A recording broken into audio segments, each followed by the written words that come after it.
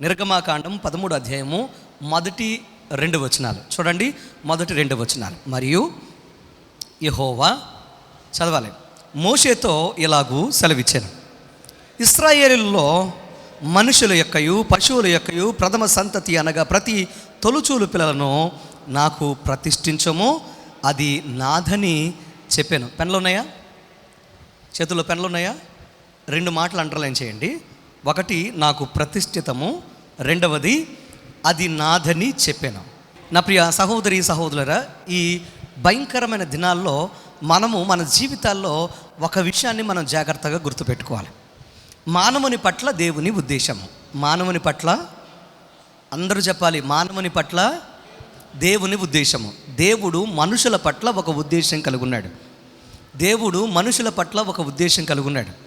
ఈ మైక్ పట్ల తయారు చేసేవానికి ఒక ఉద్దేశం ఉంది. ఇది ఆన్ చేసినప్పుడు ఇది ఏం చేయాలంటే, మాట్లాడేవాని మాట ఏం చేయాలి? ఇది బయట ప్రపంచానికి వినిపింప చేయాలి. ఇది దీని ఉద్దేశం. ఈ ఉద్దేశం కనుక దీనిలో నెరవేర్చబడలేదు అనుకోండి, అదేమైపోతుందో తెలుసా? ఇది ప్రయోజనకరంగా ఉండదు సరికదా. మరలా నాలాంటి వారు ఎవరు దీన్ని పట్టుకోలేరు. అది నిష్ప్రయోజనము అయిపోతుంది. చెప్పండి, ఏమవుతుంది? నిష్ప్రయోజనం అయిపోతుంది.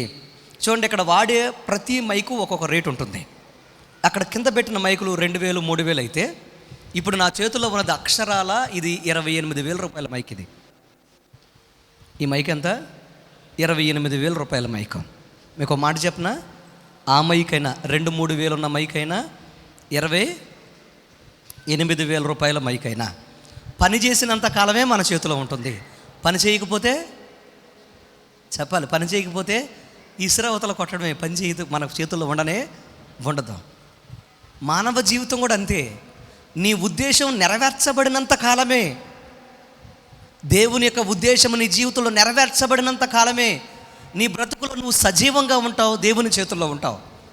ఆయన ఉద్దేశం కనుక నీ చేతుల్లో కనుక నీ జీవితంలో కనుక నెరవేర్చబడలేదనుకో, నీ జీవితం కూడా నిష్ప్రయోజనము, చెప్పాలి, నిష్ప్రయోజనము అయిపోతుంది. మనము మిశ్రిత లోకములో ఉన్నాం.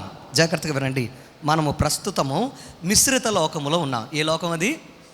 పదాలు జాగ్రత్తగా వినండి. మిశ్రిత లోకములో ఉన్నాం. మిశ్రిత అనగా మిశ్రమ అని దాని అర్థం.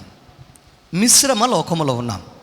నన్ను చూడాలందరూ వాక్యాన్ని నేర్చుకోండి, గుండెల్లో పెట్టుకోండి. ఎక్కువసేపు ఇబ్బంది పెట్టను, కానీ బలమైన మాట మనం వింటున్నాం. ప్రతి యవనస్తుడు గుండెల్లో పెట్టుకోవాల్సిన మాట, ప్రతి వ్యక్తి ప్రతి యవనస్తురాలు గుండెల్లో పెట్టుకోవాల్సిన మాట. జాగ్రత్తగా వినండి. ఫలించాలి, అభివృద్ధికరంగా ఉండాలి, నరకాన్ని తప్పించుకోవాలి, పరలోక రాజ్యం వెళ్ళాలి. ప్రపంచములో అందరిలో నువ్వు ఒక గుర్తింపు కలిగి దేవుని ఉద్దేశములో నువ్వు బ్రతకాలి అంటే ఈ మాట తప్పకుండా నీ జీవితంలో గుండెల్లో పెట్టుకోవాలి. ఒకటి చెప్పండి, ఏంటది? మిశ్రిత లోకంలో ఉన్నాం. మిశ్రిత అనగా మిశ్రమ అని అర్థం. ఏంటది? మిశ్రిత అనగా మిశ్రమ అని అర్థం. మిశ్రమ అనే పదం అర్థం అవడానికి ఒక విషయం చెప్తాను మీకు. ప్రపంచంలో కొన్ని యుద్ధాలు జరిగినాయి. అవి ప్రపంచ యుద్ధాలుగా పిలువబడినాయి. మొదటి ప్రపంచ యుద్ధం అందరు విన్నారు కదా, ఒక భయంకరమైన యుద్ధం. ప్రపంచ దేశాలన్నీ, చాలా దేశాలు ఈ యుద్ధంలో పాల్గొన్నాయి. ప్రపంచ దేశాలు 2గా విభజింపబడి 2గా విడిపోయి ఒకరి మీద ఒకరు దాడి చేసుకున్న రోజులు అవి. మొదటి ప్రపంచ యుద్ధం. ఆ తర్వాత కొన్ని సంవత్సరాలకి 2వ ప్రపంచ యుద్ధం జరిగింది. చెప్పండి, ఏం జరిగింది? 2వ ప్రపంచ యుద్ధం జరిగింది. 2వ ప్రపంచ యుద్ధము అయిన తర్వాత 2వ ప్రపంచ యుద్ధము హిరోషిమా నాగసాకి అనే పట్టణాల మీద, జపాన్ యొక్క ఆ ముఖ్య పట్టణాల మీద, జపాన్లో ఉన్న ప్రాముఖ్యమైన పట్టణాల మీద ఎప్పుడైతే అమెరికా దేశము దాని యొక్క ఫ్లైట్స్ ద్వారా అణుబాంబులు వేసిందో అప్పుడు ఆ యొక్క 2వ ప్రపంచ యుద్ధం ఆగిపోయింది. వింటున్నారా? అంటే జపాన్ ఓడిపోయింది, అలాగే జర్మనీ ఓడిపోయింది. జర్మనీ నియంత అయిన హిట్లర్ చనిపోయిన తర్వాత ఏమైందంటే 2వ ప్రపంచ యుద్ధం ముగించబడింది. 2వ ప్రపంచ యుద్ధం ముగించబడిన తర్వాత 3వ ప్రపంచ యుద్ధముగా ఒక భయంకరమైన యుద్ధము ఒకటి మొదలైంది. వినండి, దాన్ని 3వ ప్రపంచ యుద్ధం కంటే ప్రపంచవ్యాప్తంగా ఒక యుద్ధం మొదలైంది. అది ఏ యుద్ధం అంటే ప్రచ్ఛన్న యుద్ధం మొదలైంది. చెప్పండి, ఏంటది? ప్రచ్ఛన్న యుద్ధం. విన్నారా ఈ మాట? ఎప్పుడు విన్నారా? ప్రచ్ఛన్న యుద్ధం గురించి విన్నారా? చదువుకునే పిల్లలకు కానీ, ప్రాముఖ్యంగా ఎగ్జామ్స్ కోసం అంటే ఏదైనా ఉద్యోగాల కోసం ఎదురు చూస్తూ ప్రిపేర్ అవుతున్న వారికి ఎక్కువగా ఈ పదము చదవలసి వస్తూ ఉంటుంది. దాన్ని ఏమన్నారంటే ప్రచ్ఛన్న యుద్ధం. ప్రచ్ఛన్న యుద్ధం ఎందుకు ప్రారంభమైందంటే ప్రపంచ దేశాలు రెండుగా విడిపోయినాయి. ఒకటి అమెరికా అధ్యక్షతన, అంటే అమెరికా పెద్దగా ఉన్న ఒక గుంపు, అలాగే యుఎస్ఎస్ఆర్ అంటే రష్యా పెద్దన్నగా లేదా అధికారిగా లేకపోతే నాయకుడిగా ఉన్న ఒక గుంపుగా అవి విడిపోయినాయి. వింటున్నారా జాగ్రత్తగా? అమెరికా దాని మిత్రపక్షాలని ఒక ప్రక్క, అలాగే రష్యా దాని మిత్రపక్షాలని ఒక ప్రక్క. ఇవి రెండుగా విడిపోయి ఇవి రెండు కూడా ఏం చేసినాయో తెలుసా?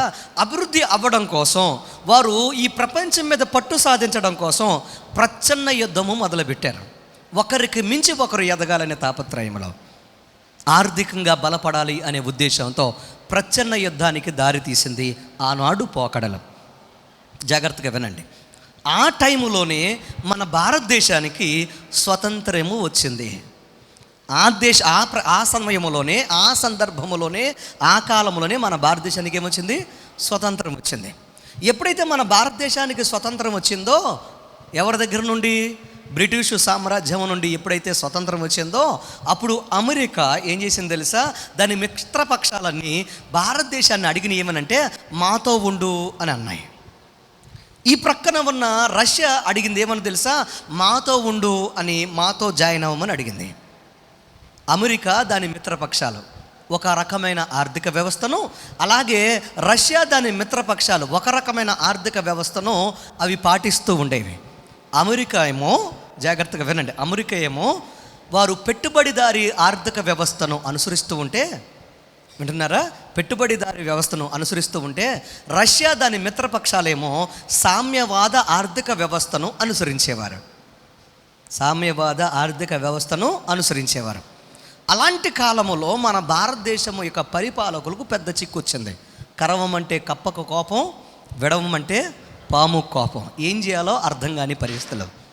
ఎవరి చేతుల కింద మళ్ళీ నలిగిపోకూడదు, మనం ఎదగాలి అనే ఉద్దేశంతో ఏం చేశారంటే, ఆనాడు నెహ్రూ అంటే మన ప్రధానమంత్రి అయిన, ఆనాడు మన భారతదేశాన్ని పరిపాలన చేస్తున్న నెహ్రూ, అలాగే కొంతమంది నాయకులు, వీరందరూ కలిసి ఒక ప్రత్యేకమైన సమావేశాలు ఏర్పాటు చేసుకొని వీరేం చేశారంటే, పెట్టుబడిదారీ ఆర్థిక వ్యవస్థలో నుంచి కొన్ని మంచి సూత్రాలు, అలాగే సామ్యవాద ఆర్థిక వ్యవస్థలో నుంచి కొన్ని మంచి సూత్రాలు తీసుకొని ఈ రెండిటినీ కలిపి మిశ్రమ ఆర్థిక వ్యవస్థగా ఒక కొత్త ఆర్థిక వ్యవస్థను ఒకదాన్ని రూపొందించి వీరేం చేశారంటే కొత్త ఆర్థిక వ్యవస్థలోనికి దేశాన్ని నడిపించడానికి వారు ప్రయత్నం చేశారు.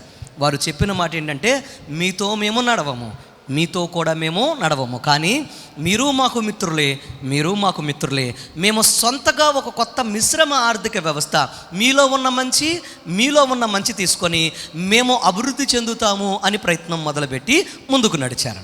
చూడండి, ఎందుకు ఇంత స్టోరీ చెప్పాను అని అంటే, మిశ్రమ అనే పదం మీకు అర్థం కావడానికి. చూడండి, ఒక దేశ ఆర్థిక వ్యవస్థ లేకపోతే ఒక వర్గము తీసుకున్న ఒక మంచి లక్షణాలు, వారిలో ఉన్న మంచి లక్షణాలు, యువతల వారిలో ఉన్న మంచి లక్షణాలు రెండూ తీసుకొని మంచిని కలిపి మంచి చేస్తే అది మంచిదే. కానీ మీరు వింటున్నారా? మంచి మనం అవలంబిస్తే ఇందులో ఉన్న మంచి రెండింటిని తీసుకొని మిశ్రమంగా మనం ఇంకొంచెం మంచిగా మనం డెవలప్ అవ్వడానికి ప్రయత్నం చేసే మంచిదే. కానీ అలా ప్రయత్నం చేస్తే మంచిదే కానీ మన జీవితాల్లో జాగ్రత్తగా వినండి, మంచికి బదులుగా చెడును గనక మనం స్వీకరించాము, దాన్ని మనం కలుపుకున్నాము, దాని ప్రకారం మనం నడిచామంటే అప్పుడు మన జీవితాల్లో వృద్ధికి బదులుగా, ఆర్థిక అభివృద్ధికి బదులుగా నష్టము, కష్టము, బాధల్లోనికి, మన జీవితంలో వేదంలోనికి నెట్టబడతాము. వింటున్నారా? ఈరోజు వాక్యం చెప్తున్న మాట ఏంటంటే, దేవుడు మన జీవితాల్లో, మన బ్రతుకుల్లో మనల్ని ఆయన ఎలా ఉండాలని కోరుకున్నాడు అని అంటే మనము ఆయన వారిగా, ఆయన ప్రతిష్ఠించిన జనాంగముగా ఉండాలని ఆయన కోరుకున్నాడు. రెండు చేతులెత్తి హల్లెలూయా. మనం మిశ్రిత జనముగా, మిశ్రమముగా అంటే కలిసిపోయిన వారముగా, కలుషితము చేయబడిన వారిగా ఉండకూడదని దేవుడు మన పట్ల కోరిక కలిగి ఉన్నాడు. దేవునికి స్తోత్రం చెప్పండి, హల్లెలూయా.